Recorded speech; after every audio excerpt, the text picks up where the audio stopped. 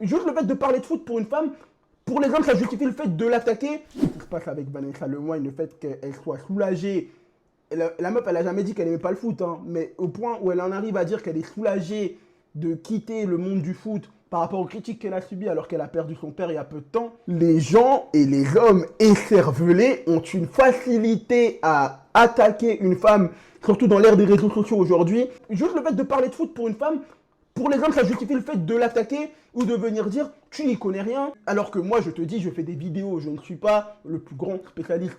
Avec des potes, on n'est pas les plus grands spécialistes, on fait des vidéos, on en fait tout le temps. Donc, ça nous arrive de dire de la merde. Là, j'ai fait un TikTok il y a 2 jours sur Man City en disant regardez, leur deuxième partie de elle va être incroyable depuis que des défaites.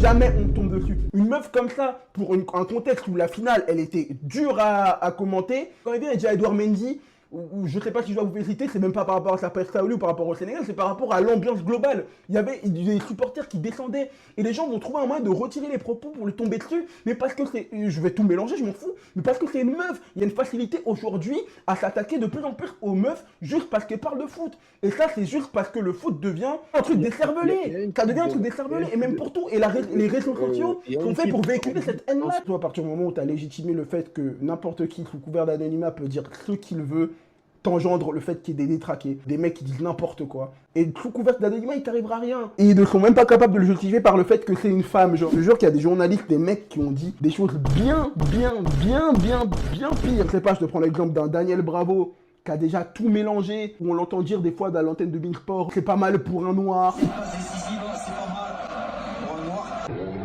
Mais elle, vu que c'est une meuf qui parle de foot, elle s'en prend 20 000 fois plus là.